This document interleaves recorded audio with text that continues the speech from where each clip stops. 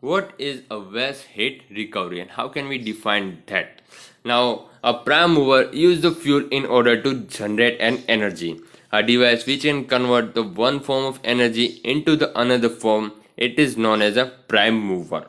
And now let's see a one example of our power plant, boiler power plant. A fuel is burned to generate an energy, and indirectly this energy is used or utilized to production of electricity.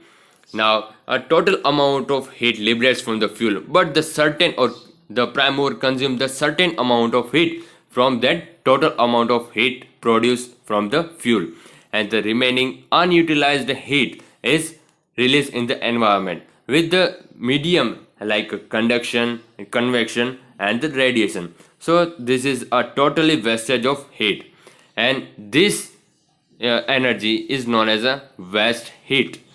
We can able to use this type of energy, so a remaining unutilized energy is used for such type of equipments or any devices in a power plant like regenerators, economizers, recuperators, HVAC, and preheater.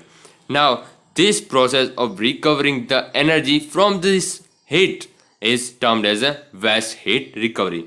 And now let's see some various potential sources of waste heat which can be considered for reutilization. We can be use this waste heat like heat losses from the flue gases from the power plant, the heat liberates vapors, streaming cooling system, and heat losses in cooling water, loss of heat from the exterior equipment while functioning, and the losses in providing chilling water, and the heat stored in product leaving the process, and the seventh one, heat in gaseous and liquid in fluids leaving any kind of processes. Now let's see advantages of waste heat which we affect or efficiency can be improved. Now the first one, the first of all, it has a direct impact on the utilization of fuel, and indirectly the cost of fuel is reduced.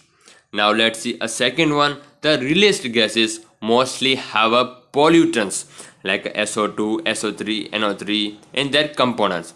And if waste heat is recovered, then the pollutants are reduced and the environmental pollution reduced indirectly. Now let's see a third point.